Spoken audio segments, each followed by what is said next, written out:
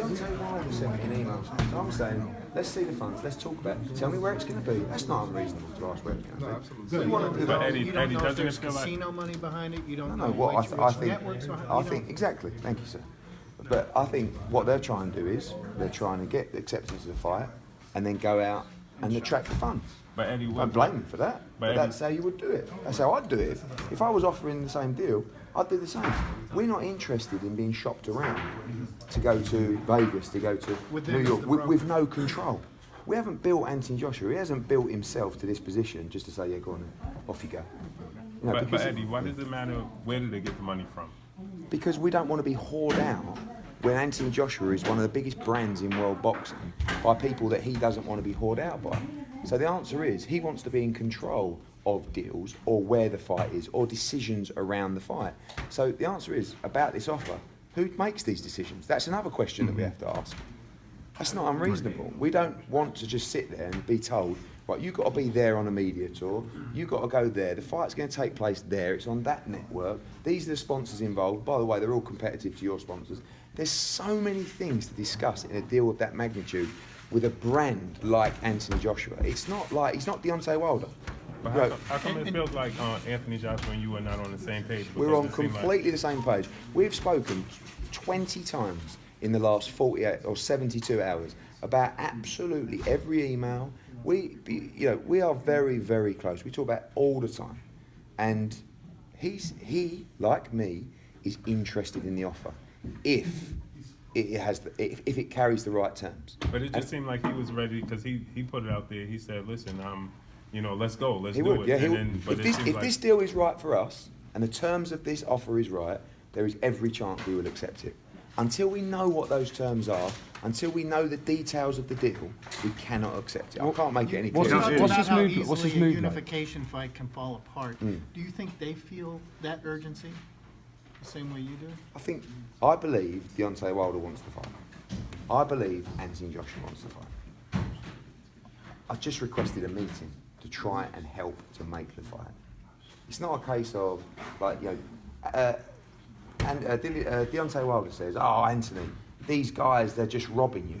The guy's making 10 times more than Deontay Wilder is per fight.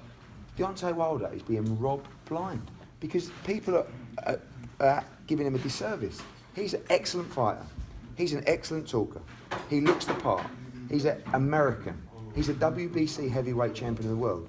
And he's making less money than, not irrelevant guys, but guys who aren't even world champions at much smaller weights. That guy should be making double-digit millions every time he steps through the ropes. And he's not. And I don't know whether that's got his back up or that's got a chip on his shoulder or what about that, but he seems to be like, again, saw the message that he sent Anthony on Instagram, sent it to me straight away.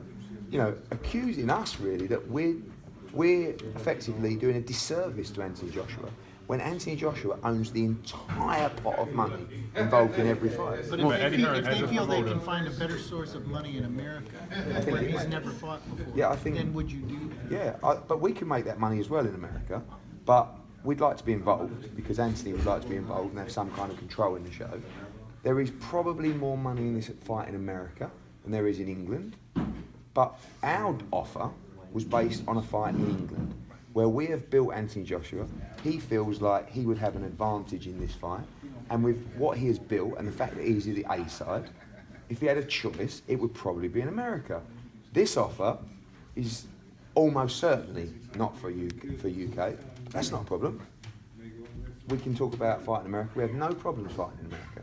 But again, we haven't been told where it is. I'm not sure they know where it is at the moment. The answer is who wants to pay the most money? But Eddie, as the promoter, is that a fight that you personally want next? 100%. Anybody that knows me knows a couple of things. One, I love to be involved in the big fights. Right? Two, I like to make money. That fight, obviously, if he's getting $50 million, I'm going to do all right out of it. Okay? But more importantly, I've guided Anthony Joshua from his professional debut to the unified heavyweight championship of the world. I'm very close to him, and he's a very special person to me. So I'm very protective of him. I don't just roll over and say, yeah, that's fine, yeah, come on, quick, give me 50 million and let's just sign it, let's just give me the money. We've built a brand, we've built a reputation. We have international rights deals, international sponsorship deals that cannot be cut across. Again, this isn't Deontay Wilder. You could pay Wilder the money, he could pitch up without any considerations at all to the deal. All he has to do is take the money and be there. But He doesn't have sponsorship deals. He doesn't have international TV rights deals. He doesn't have any of those. But you see where the issue comes in, because everybody feels like, you know, in the sport of boxing, Al Heyman is very successful. So for you to say, like, you know, where's the money coming from, it's almost like a slap in the face to Al Heyman, because... How successful do you think the PBC's been, and the money that was invested in the PBC? I think it's pretty. I think you need to do your research. What's Joshua's mood like? Because he's, you know, this carry-on seems the sort of thing that might sort of piss him off a bit. He's on holiday at the moment, having a great time. But I mean, the whole Wilder thing. He wants to fight. He wants to knock Wilder's spark out. And we talked about it an hour before the show tonight. And we both said to each other, this is going to be so sweet when you knock him out. But that's great. It's great for the fight. It's great for the build-up. Because when this fight gets made, it'll be the biggest fight in world boxing. Those two will go at each other. Wilder will probably go at me. I'll go at Shirley Winkle, Lou DiBella. And it's all going to culminate into a major, major event.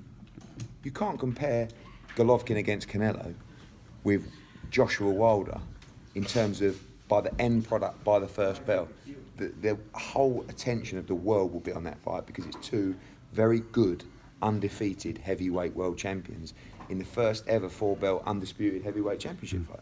Hey, where does the disdain feel like you have a disdain, you know, with the name calling of Shelly Finkel and Deontay Wilder, because you refer to Deontay Wilder as the guy from Alabama, and you refer to Shelly Finkel as, you know, like a woman's name. Is there like some sort of disdain between you guys? You know, you guys worked together before, right? Not really, no. We haven't really worked together before. But where does the disdain come from? If, you know, with the name calling and things like that. And Deontay Wilder is from Alabama. No, he is, but it just seemed like, you know, you were like, oh, the I said, guy. I got an email from a guy from Alabama. That's what I did. Now, with regards to Shirley Winkle, you have to understand, this guy came up at a press, I think he's probably here actually, Yeah, it was. and he pulled out an email from me, and he read it to the public. So I just said in one interview, Shirley Winkle. It just came out of my mouth, right? And since then, everybody in boxing is not very, I mean, I'm not very popular, right? This guy is massively unpopular, right? Even members of Deontay Wilder's team can't stand this guy. And they phoned me to tell me this. So I just said Shirley Winkle once. But I got so many phone calls from people laughing about it, it's stuck in my head. So a lot of the time I'm trying to drop it in, but a lot of the other times I'm saying it subconsciously. In fact, if I spoke to him on the phone, I would probably call him Shirley. In fact, I've now convinced myself that his name is no longer Shelly Finkel. It is Shirley Winkle. And that's genuine. That's not trying to be like clever or name calling. It's stuck so far in my head that I actually went to respond to an email today and I put, Dear Shirley. And, you know, I'm not, I sent my dad to see him once because you have to understand, we're very different, from very different schools, okay? You can't not have respect for an older person like that who's been in boxing for such a long time. He was involved in what? Tyson, Lewis. So, but there comes a time where they just don't have it anymore, you know? And it's time for the younger generation. So he can't, these people get really infuriated with me. A bit like Lou DiBella. I've known Lou DiBella since I was probably 10 years old. But every now and again he'll do an interview and he'll lose his shit, right? And he just has to be put back in his box by me. But I would only do that if he piped up. But I didn't start the Shirley Winkle thing because it's just when he did that email thing, I thought it was a bit of a bitch move. So I thought, Shirley, get back in your box. And I did the same to Lou. But it's not, you have to understand as well, Shakespeare said all the world's a stage. So what that means is we're all characters. Yeah, it doesn't matter. I'm irrelevant. But in this particular play, and it's only a play, it's only a game, I am this character. So for you guys, I am the slightly younger, brash Brit who talks a lot, who winds people up, who might be a little bit disrespectful to people if that's your opinion every now and again. But that's okay. Whether that's me or not, you'll never know. But I think I'm just being myself, but I'm also enjoying playing that game and that role and winding people up. Like, I love that Shirley and like Lou will, if they see me on TV, they just come out in this bit of rage, like, I hate you. And I don't think Hearn probably don't like me either, but he probably has a bit more understanding that I'm important. And when we come back in the second week of May to announce a massive deal in America, these guys, someone needs to be there for them, because they're not going to feel very well when they hear what's about to happen. So why do you feel like the PBC is not successful? Again, I have a lot of respect for Al Heyman, and I don't want to comment too much on it because I do a lot of work with them and I like the people. There's a lot of money invested in the PBC. Okay? So And I'm not sure how much is left. Can you promise the fans and the media that you're going to do your absolute best to make the fight between Wilder and Joshua next? Yeah, I'll be more honest than that. I will do my absolute best to work in the best interests of my client.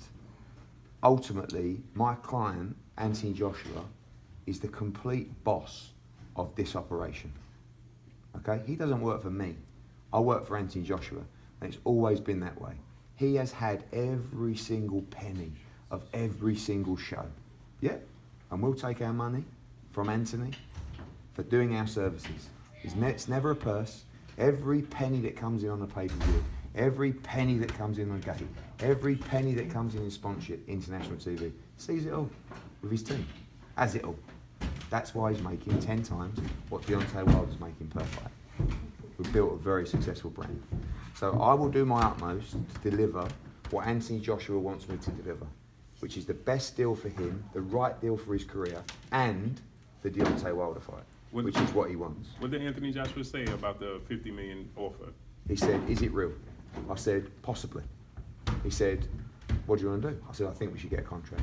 He said, okay. I said, I'm going to try and meet him tomorrow to discuss it more. He said, okay. Then he read the stuff and he said, I said, they won't meet me. He said, why not? I said, because they want you to accept the deal first. He said, well, you've got to talk about the deal. I don't, you know, I've already said before, I don't know what more I have to say then. We are interested. If you want the fight, that should make you jump. Like, if I wanted this fight, like I said, offered them 12.5 million. If they said to me, we're interested, mate, I would have been able to lift tables up sitting down. I would have been that fucking hard, right? So I would have been like, sorry, I would have been like, seriously, I would have been on a plane. I would have been there. They would have had a contract that night. If they wanted the money, it would have been sent that day into escrow. That's what I don't understand. And it's really bemusing when people go, well, why don't you just say yeah? Because it don't work like that. We don't want to say yeah. Then they send for a contract and it's bullshit and we can't sign it. And say, oh, they've gone back on their word. They accepted the fight and now they won't take it. Well, I think people were just saying that, why don't you verbally agree and then... Because a verbal declaration can be binding in New York. You've got to be very careful. We can't agree a fight until we know the terms. What is so difficult about that? Sorry, I'm going to have to wrap this up. I was enjoying this. No. Now, any interest in talking about this fight tonight? The counter offer, is it going to be a percentage or a flat fee? Might be both. What, like a guaranteed job? Might be both. Yeah, I don't know yet. I don't know. It's true. But could be a increase. Could be an increase basic. Could be a split. Could be a bit of both. I don't know, but I feel like we have to go back and keep trying. Now, in reference to the 50 million, Get out of this venue, people. you were saying that it was kind of weird, and my question is, if they were talking about the 50 million offer, why didn't they bring it up in November when you were here in November before the November 11th card? I don't know. Listen, maybe it's got bigger, and it has got bigger, but I don't know whether it's legit. I don't know whether it exists.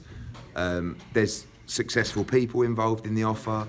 There's broadcasters involved in the offer, so it may exist. but it's just the terms of the deal. That's all.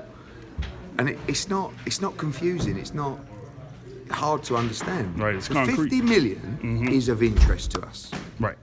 Okay. All right. So, like, you know.